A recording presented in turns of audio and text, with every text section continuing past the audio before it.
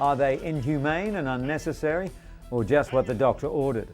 Dog meat is prized in many parts of the world for its taste and health properties, but is it really a cut above the rest? British scientists have made a discovery that could help cure drug-resistant tumours. By switching off the body's natural defences to chemotherapy, they can ensure that optimum levels of the life-saving drugs are reaching the targeted areas. Over the past 12 years, Red Cross doctor Alberto Cairo has earned the nickname Mother Teresa of Kabul. During that time, he's seen 5 governments, survived 2 civil wars, and helped countless landmine victims to rebuild their lives. And the underwater exercise bike that dramatically reduces rehabilitation time, according to its German inventor. The secret lies in exercising in a weightless environment while the water reduces swelling at the same time.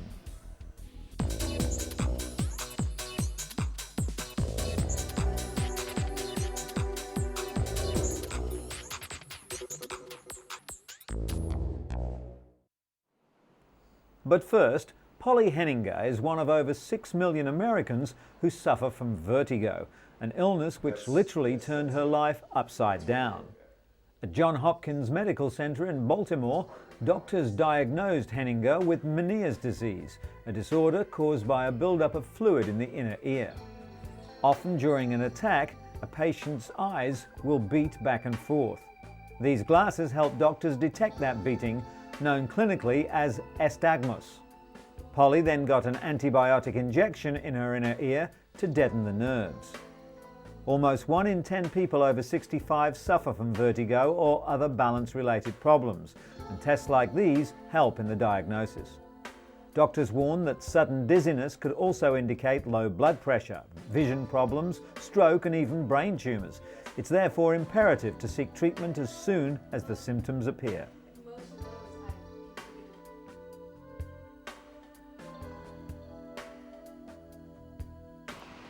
54-year-old Jean Carfora went deaf over a year ago.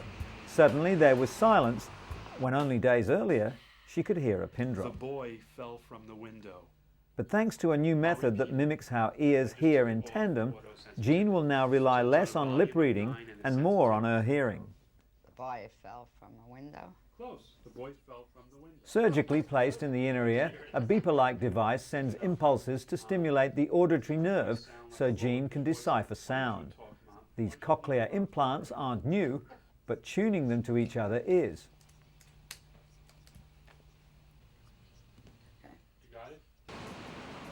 Bill Shapiro, an audiologist at New York University, is working with Jean, the first patient to undergo this procedure.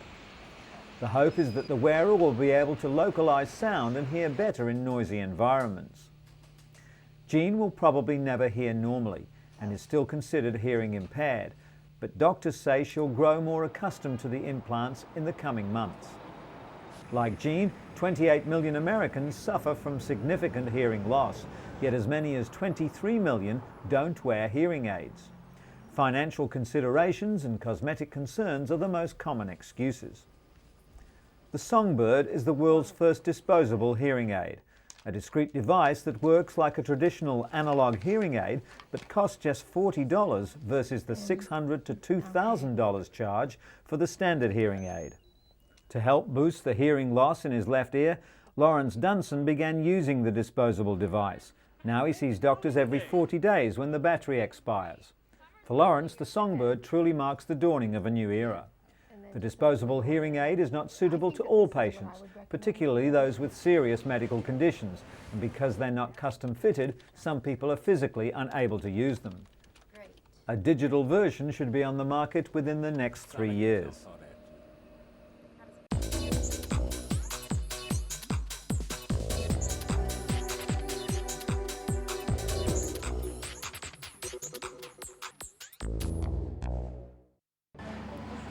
Ostrich is making its culinary debut in Chile, and the lean cuisine is becoming quite the rave at upscale eateries. Farmer Cristobal Bascuan says his business began when he read about the quality of the meat on the internet. Ostrich steak is similar to beef in texture, taste and appearance, but it has 2/3 less fat than beef, less than half the fat of chicken, and fewer calories than beef, chicken or turkey.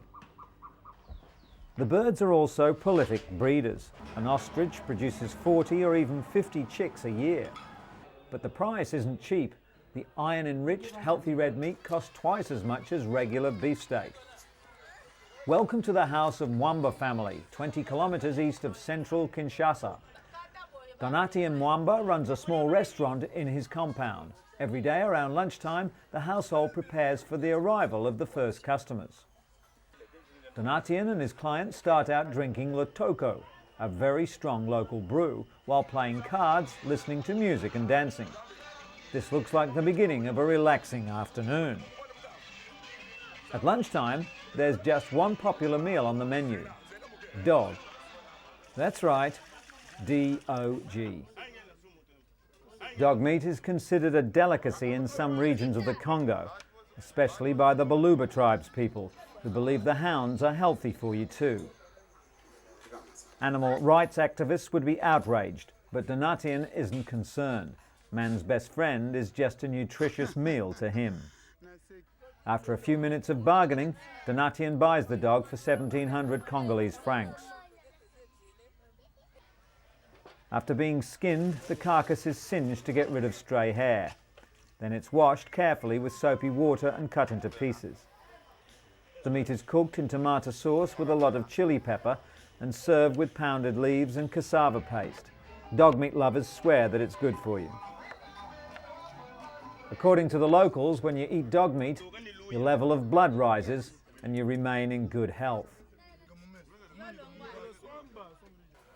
13-year-old Henri Lusangi raises dogs in his backyard for sale. He sells puppies for the equivalent of $1.50 each. Henri has no shortage of customers. Today, even people who come from ethnic groups who don't usually eat it are adopting dog meat for economic reasons. The meat is thought to be especially nutritious and good to eat in the winter months because it heats up the body. Locals also believe it makes men strong and virile. In some countries, dogs are even beaten before being killed in order to increase the levels of adrenaline, which it's claimed will make a man more virile still. With hardly a health regulation to speak of, the Congo can be a very risky place for a meal, but people like Donatien and his loyal customers, who swear by the health-giving properties of the food, aren't about to give it a second thought. But what dog meat only claims to do, one odd little Peruvian plant actually does, and that's boost the libido. Researchers claim that maca, an ugly, smelly brown turnip found in the remote Andes, can boost a man's sex drive by up to 200%. Science may have finally dispelled the myth of the Latin lover. Maca is also said to reduce anxiety and even increase sperm count. Peru's maca export is currently bringing in between $2 and $3 million, and the latest research, which has not undergone independent review, could bolster sales even higher.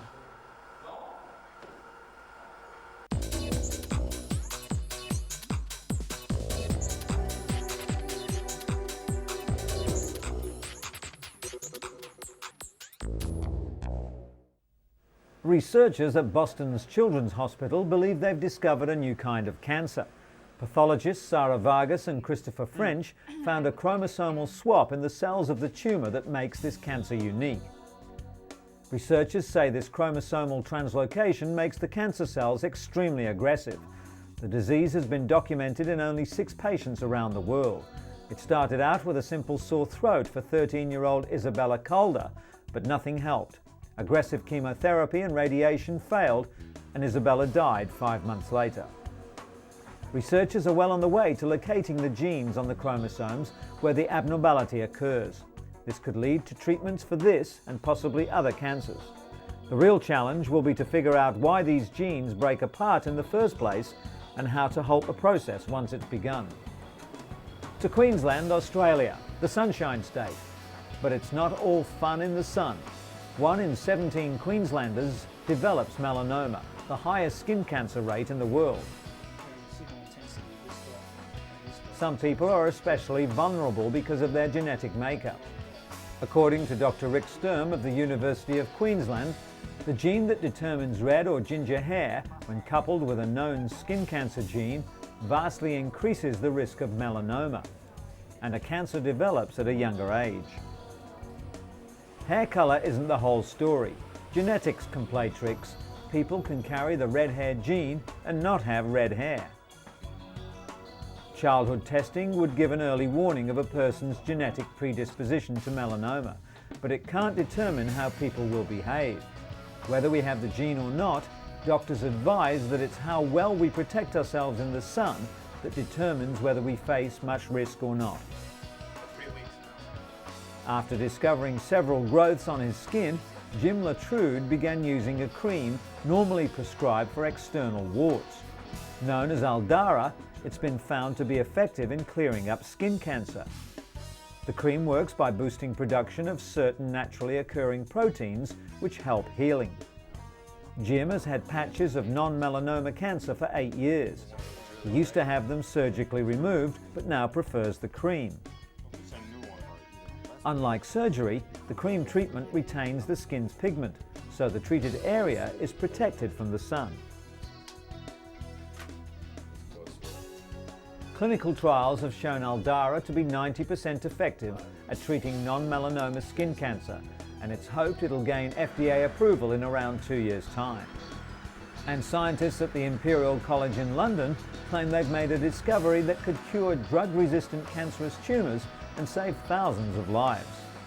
Most types of cancerous tumours respond to chemotherapy, but they can later develop resistance to drugs, which makes effective treatment difficult. A key protein has now been identified which actually fights against treatment. The P-glycoprotein stops the chemotherapy from doing its job, killing the cancerous tumours. This new discovery means that scientists can develop drugs to block the protein, allowing the chemotherapy to destroy the cancer. Doctors believe this discovery will help treat many types of cancer, such as breast, prostate and leukemia. According to the World Health Organization, cancer is a leading cause of death in most industrialized countries. Worldwide, 10 million people contract the disease every year, with lung, stomach, liver and breast cancers being the biggest killers.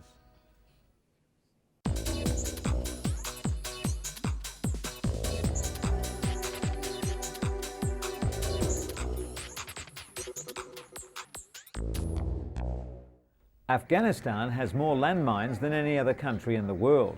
It's estimated that up to 8 million of the deadly weapons still lie in wait. The US campaign to rout out the Taliban inadvertently forced thousands of refugees to flee their villages, often straight into minefields. As a result, the number of injuries and deaths suddenly skyrocketed. A visit to an orthopedic centre in Kabul illustrates the human cost of 23 years of war in one of the world's poorest nations. In just the past 12 years in Afghanistan, Alberto Cairo has seen 5 governments survive 2 civil wars and helped countless people disabled by landmines and rockets to build their lives.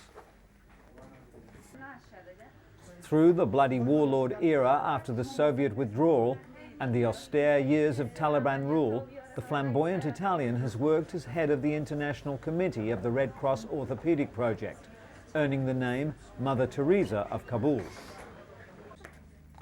His centre treats around 300 invalids a day, 80% of them landmine victims, and often treatment, training and counselling to help them reintegrate into society. Cairo and his staff encourage their patients to learn to walk again with prostheses and go on with their lives, not to think that their lives are over, as so many do. Before the bombing, around 90 people a month were killed or maimed by landmines. The number now stands at over 550. Half the victims die before reaching what few medical facilities still exist, so in reality, these patients are the lucky ones. Since it began in Kabul in 1988, the International Committee of the Red Cross Orthopedic Project has also opened centres in Herat, Mazar-e-Sharif, Jalalabad, Gulbahar, and Faizabad. The Kabul centre operated during the decade-long Soviet occupation, when most of the minefields were first laid out, and continued its work through the Taliban era, not least because of some of its patients were Taliban, although men had to be strictly segregated from women.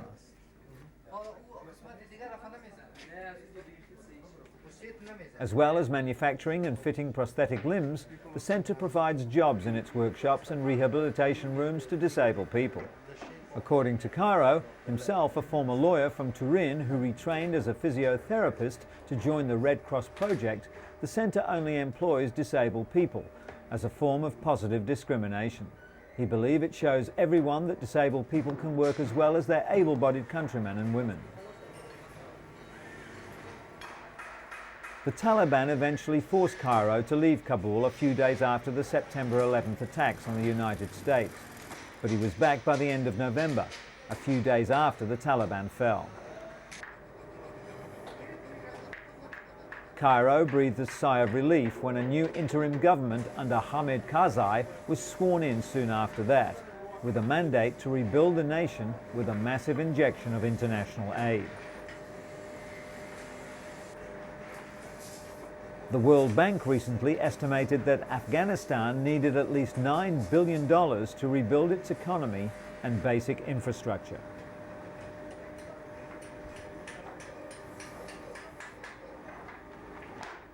Following a year of terrorism, war and devastating natural disasters, the British Red Cross is aiming to raise more funds to be used immediately for disaster situations.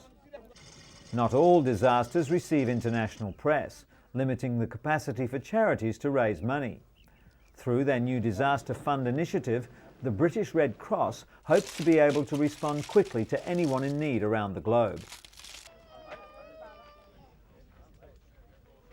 Recently, for example, an earthquake hit southern Peru, and 60,000 people were left homeless.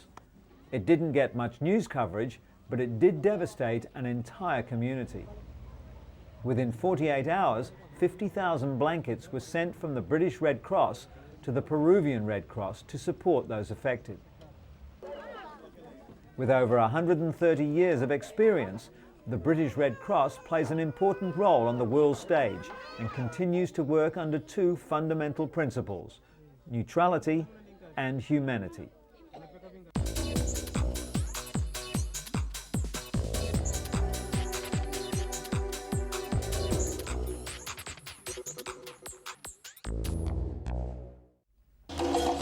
African dance coupled with step aerobics is helping Deborah Bono's students dance their way to health and fitness. Her husband Gene provides the beat for the class. It's his drumming, along with her endless energy, that drives these women to reach new aerobic highs. Bono started teaching the class about 5 years ago, when a client asked her to come up with something a little different. She used a dance background to design Afro-Caribbean step. Its popularity draws people from all cultures and nationalities. The couple have even produced 2 workout tapes to promote their exercise system around the world, in the hopes that it will be enjoyed by people in their living rooms and in the gyms.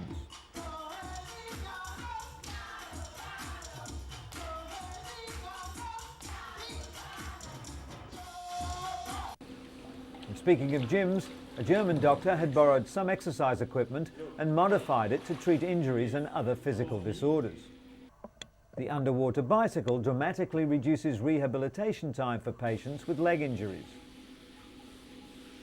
Martin Hartkop is one of Dr. Van Katten's patients. He recently underwent surgery for tearing his cruciate ligament while playing basketball. The ligaments hold the knees in place, providing stability and flexibility. Conventional rehabilitation takes about 14 weeks, and hydrotherapy is only introduced in the later stages. Patients are normally able to straighten their knees after 10 weeks, but studies show that people training on the underwater bicycle could flex their legs after just 6 weeks. The secret lies in exercising in a weightless environment. In other sports news, Impact Leisure International has developed a new ski slope surface, which will give skiers a softer, easier landing. The injury-free invention known as playgrass is made of 2 layers of geotextile material and is gap-free, which means fingers and thumbs can't get trapped in a fall. The company has already had considerable interest from Mexico, the Far East and several European countries including Italy, Spain and Portugal. Those who've already tried the new slopes claim the surface offers more turning ability and is even more slippery than normal skiing, but without the bruising.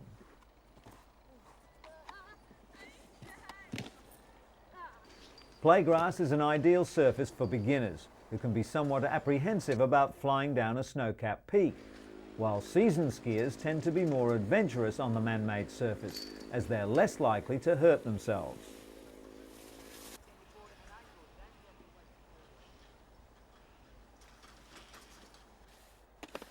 The company has had particular interest from America, where personal injury concerns have until now stopped the development of the dry ski slope industry.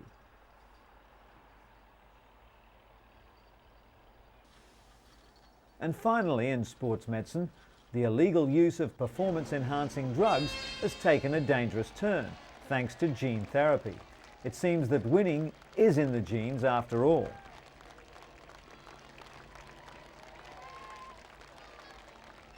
Scientists at University College London studying cardiovascular genetics have identified the first 7 genes associated with human performance.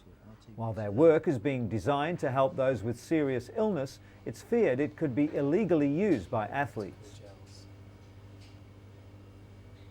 By understanding how these sporting genes work in regulating performance, opportunists might find pharmaceutical ways of enhancing the body, much like the human hormone EPO was copied and used by cyclists to enhance their strength, stamina and riding ability. Research in this field is just getting started, so matching the right genes to types of performance is still a long way off.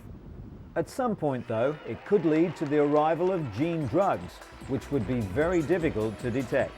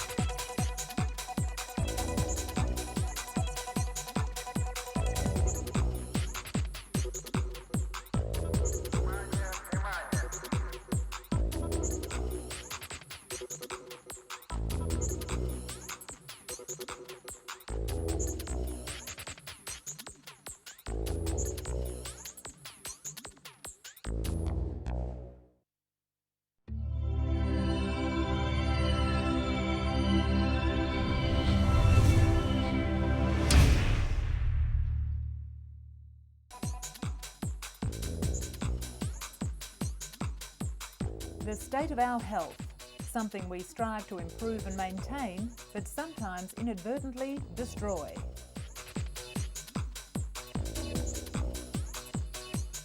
Universally, it's vitally important. The Germans have a universal word for it. Gesundheit. In today's edition, the future has arrived at a hospital in Mexico City where surgeons have teamed up with Zeus, a surgical robot, to remove abdominal tumours with minimal invasion and exceptional precision. Russian President Vladimir Putin has called on his countrymen and women to take up sport and cast off the nation's image as unhealthy drunkards who are dying well before their time. 35 years ago, in a quiet suburb of London, the modern hospice movement was born. St Christopher's Hospice is still at the centre of the movement, setting the pace in research into pain and innovative ways of helping the terminally ill and the bereaved. And a recent study conducted on 2,000 women showed that those over 24 with no history of heart problems were at a slightly higher risk of having a heart attack if they were on oral contraceptives.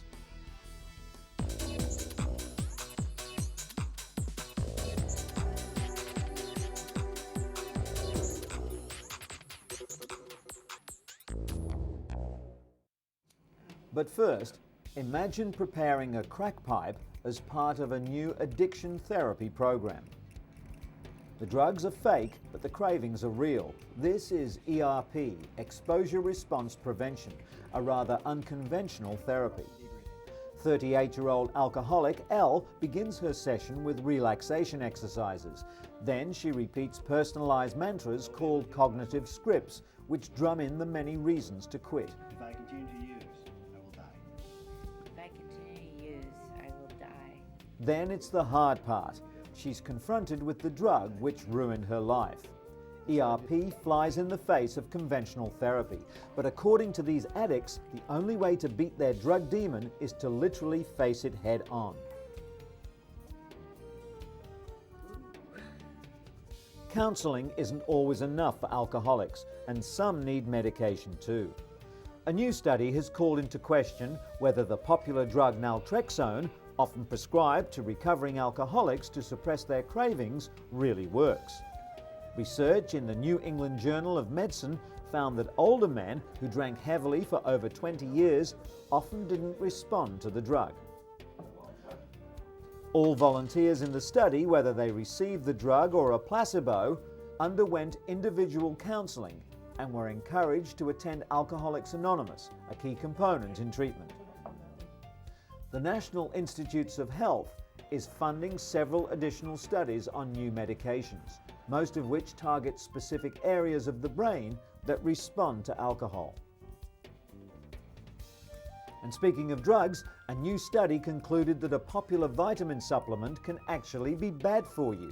The American Medical Association has indicated that too much vitamin A could double older women's chance of hip fractures. Most damaging was vitamin A found as retinol in vitamin supplements, fortified cereal, liver, and fish oils. Vitamin A in the beta-carotene form of leafy green vegetables had no link. Researchers found that postmenopausal women with the highest total intake of retinol had double the risk of hip fractures than women with the lowest intake. Doctors aren't sure why, but some think that too much retinol vitamin A either inhibits the body's calcium absorption or affects bone cell production. Doctors advise patients to continue taking multivitamins as they can prevent other diseases. Patients should also choose beta-carotene sources of vitamin A or limit their retinol sources to 500 micrograms a day. Speaking at a news conference in Berlin, German and American lawyers announced their plans to bring forward an amended class action against Bayer Pharmaceuticals in the United States. Bayer's cholesterol-reducing medication Lipobay has allegedly led to the deaths of at least 50 people worldwide and to health defects in at least 2,000 patients. The lawyer representing the German victims, Michael Vitti, told journalists that the lawsuit will be presented to a court in Minneapolis. Vitti stated it was important to provide both German and international victims of the Bayer medication with an equal chance of being compensated under American law. Just recently, Bayer had to take Lipobay off the market due to unsolved deaths allegedly caused by it. The US lawyer Kenneth Moll, working with Vitti on the case, stated that Lipobay had been developed and tested by the US Bayer branch of the Bayer Corporation, and accordingly, the case should be tried in the US. Currently, more than 50 deaths worldwide seem to be connected with Lipobay, despite Bayer's claims that a connection cannot be proven. The lawsuit will not only be directed against Bayer AG and Bayer Corporation, but also against Europe's biggest pharmaceutical company, GlaxoSmithKline. SmithKline Beecham has been accused of having participated in the sale and marketing of Lipobay in the US throughout the past decade.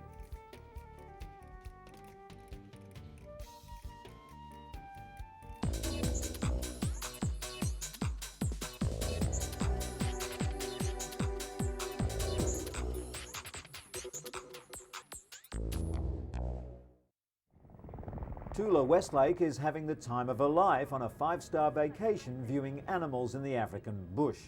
But her trip is more than just relaxation. She's one of the growing number of scalpel safari tourists coming to South Africa for a nip and tuck, and then recuperating while on safari. A few days earlier, she went under the knife in a Johannesburg clinic. During 5 hours of surgery, she had a breast lift and enlargement, plus a tummy tuck and liposuction. Tula was thrilled with the results and felt she got value for money. Patients first relax at luxurious hotels before entering hospital for their cosmetic surgery. During this procedure, an inch of skin was removed from either side of the face and the muscles were pulled back. It's not going to be painful. The patient recovers in hospital before the safari begins. The mix of adventure and cosmetic enhancement is bringing much needed revenue to the beleaguered South African economy.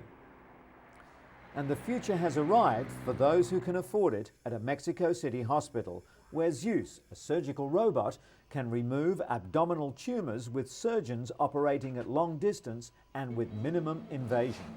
Zeus became operable in Mexico City last September and is the same robot used in the first ever long-distance surgery in which a doctor in New York removed the spleen of a patient in Strasbourg, France, some 6,000 miles away.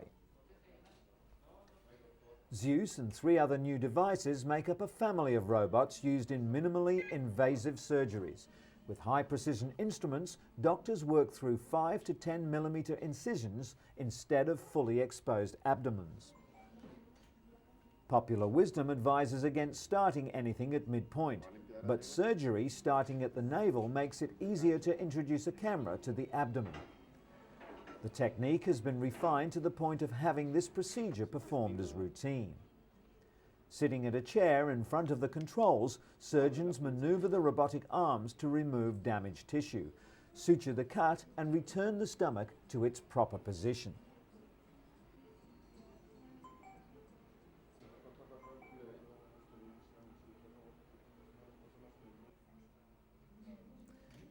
Stitches and sutures are cut with electricity to avoid any internal bleeding, and the whole procedure can be watched on several monitors.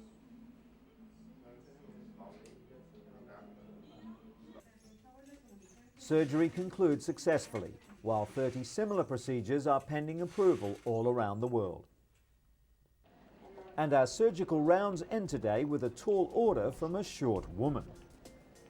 We're at the Sinai Hospital in Baltimore, Maryland, where internationally known surgeons Dr. Paley and Dr. Herzenberg will perform a limb lengthening procedure on 20-year-old Meredith Jones. Meredith suffers from achondroplasia or dwarfism and stands 127 centimetres tall, but over the next 3 years she hopes to grow 25.4 centimetres taller. During the procedure, Paley will place 3 screws into Jones's humerus bone. To aid in the procedure, doctors will rely on imaging technology to show them the exact placement of the screw. Together, the surgeons have performed more than 4,000 of these operations and can complete their work on a limb in less than an hour. Dr. Paley carefully breaks Meredith's bones and locks them into place with an external fixture. For the next 7 months, she'll rotate the screw 4 times daily to lengthen her bones. The device works by gradually pulling the broken bone apart, which will then be filled in by new bone. It's done 4 times a day. The stark contrast between these 2 young women, a former patient who's completed the 3-year limb lengthening process and another patient just beginning the procedure, shows the dramatic results of this cutting-edge surgery. Eliza, you know what time it is?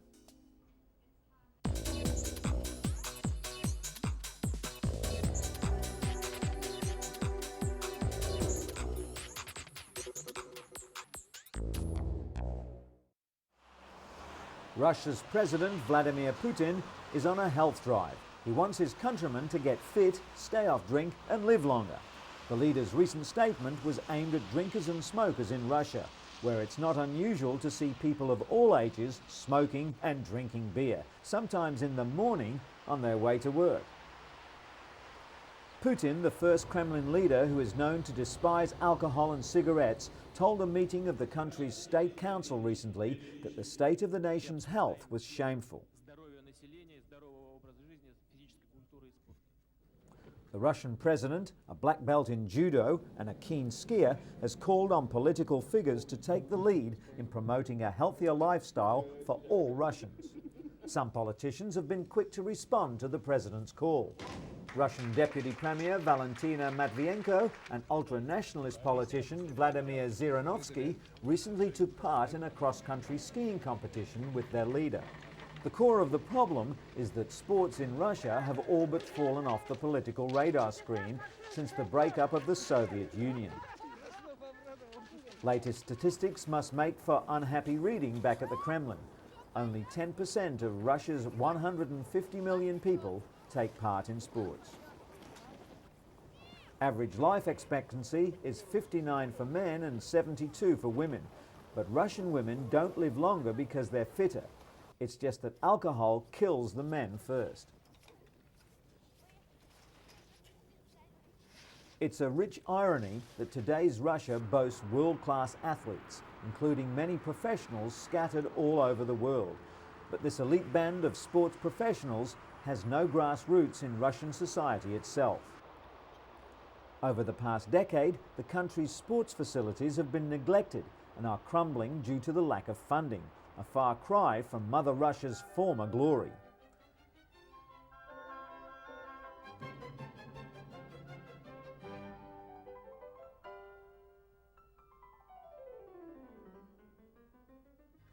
Today, a small but growing middle class is pumping iron. They clearly think that a fitness club membership is money well spent. At this expensive Moscow health club, members believe they're adding at least an extra 5 to 10 years to their lives.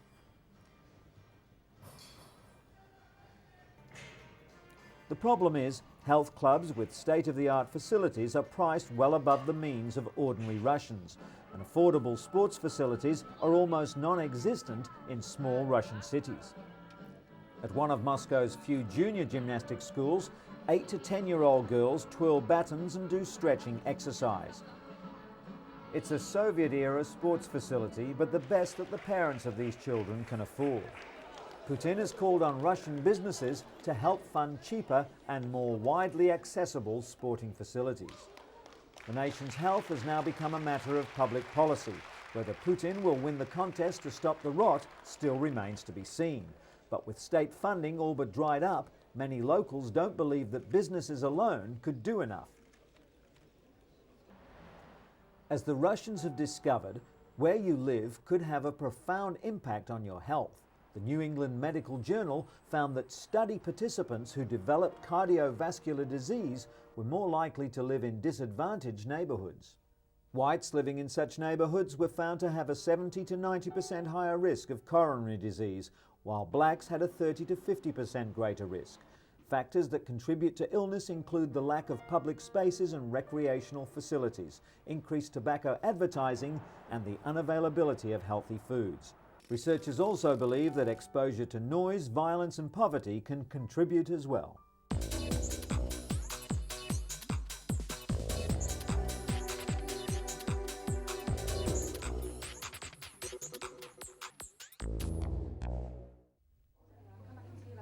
Modern hospices offer people with incurable diseases professional medical help to control pain and, just as importantly, emotional support for themselves and their loved ones. But it wasn't always like this. In the 1940s, patients and their families were often distressed by a hospital system which wasn't set up to care for the terminally ill. Working as a nurse back then, Dame Cicely Saunders found little help available for patients with terminal illness. She decided to devote her life to improving care for the dying. She even trained as a doctor, researching new ways to control pain. In 1967, Dame Cicely founded St Christopher's Hospice in South London. It was the world's first teaching hospice, combining clinical care with teaching and research, as it still does today. St Christopher's cares for over 1,600 patients a year. Some are admitted to the 50-bed inpatient unit, but most are cared for at home by the doctors, nurses and social workers of the hospice's home care teams, an innovation pioneered by this hospice. Since its foundation, St Christopher's has been at the forefront of research for the care of the dying, which has now developed into a recognised medical specialty, palliative medicine. The regular and safe giving of oral morphine to control pain was first done at this hospice. 1 day a week, inpatients and those cared for at home are offered activities at the day centre, including craft work, aromatherapy, painting and creative writing. The aim is to counter the feelings of helplessness and isolation that chronic illness can produce. A resident artist offers coaching and advice. He can even bring a patient's artistic vision to reality if they're too weak to hold a brush. The centre also offers more formal art therapy sessions to help people to get in touch with feelings they may not be able to otherwise express. It's also about getting people in touch with their strengths as well. The supportive and positive atmosphere of the hospice comes as a welcome surprise to many who come here. Over 50,000 health professionals have passed through the various palliative care training schemes run by the hospice, and despite the vast number of books, journals and reports available, they find that the patients are still the best teachers. Now there's a growing interest in the needs of the dying in developing countries, especially with the increasing burden of AIDS-related deaths. 70% of the world's hospices are now in developing countries, and St Christopher's offers training for all. The idea is to take the latest research based on clinical experiences and adapt them to various communities around the world. The Hospice Information Service offers advice to members on all aspects of setting up and running a hospice. It also puts travelling patients in touch with hospices overseas. A recent St Christopher's patient who wanted to make a final trip to Kenya before she died was able to find out about a hospice in Nairobi. Care at the hospice is completely free of charge, while half their running costs come from the government. The rest is raised by the staff. Last year, St Christopher's won the Conrad Hilton Prize. The $1 Million award was in recognition of the pioneering work of the hospice in bringing light to the previously misunderstood or ignored world of the dying and their families.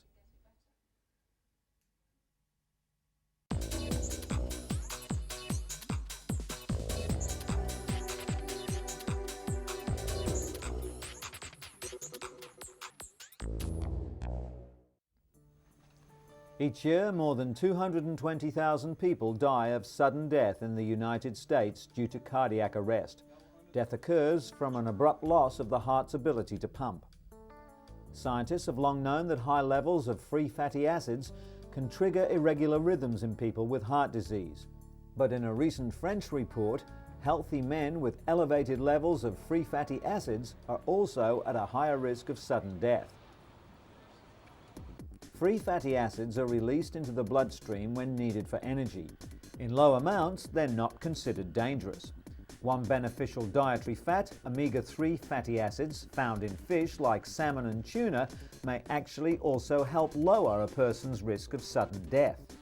Researchers are now suggesting that routine measurement of free fatty acids may help identify individuals at high risk of sudden death. Another study just published in the New England Journal of Medicine confirms that women with no previous cardiac problems who take oral contraceptives have a slightly higher risk of heart attack. There has been debate for some time surrounding the effect of the pill on women's cardiac health. Evidence that it may cause blood clots in the heart first appeared in the 1960s. Since then, manufacturers progressively lowered the doses of estrogen. According to gynecologist Dr. Nancy Garber, the benefits still outweigh the risks, but women should still consult their doctor. This study, conducted on nearly 2,000 Dutch women, showed that those over age 24 with no history of heart problems were at a slightly higher risk of having a heart attack if they're on oral contraceptives. If they also smoke, have high cholesterol, diabetes or high blood pressure, the risk is nearly 13 times greater. 2 recently approved hormone-based birth control products for women are now on the market in the United States. The birth control patch and a vaginal ring both release estrogen, so they too may increase the risk of heart problems. And from Britain, celebrations for the opening of a $5.4 million centre designed to bring some of the country's leading heart scientists under one roof. Former heart patient Lord Michael Heseltine opened the centre, which was made possible by the British Heart Foundation's largest ever grant. Some years ago, Lord Heseltine himself suffered a major heart attack. 4 of Britain's top specialists will lead a team of more than 120 researchers. They'll be looking at the underlying processes which can cause heart disease and ways of preventing and treating it. Heart disease is one of humanity's greatest foes, and an urgent need exists to understand it and then defeat it as quickly as possible. Sentiments that 2-year-old heart patient Jack Waller would surely agree on.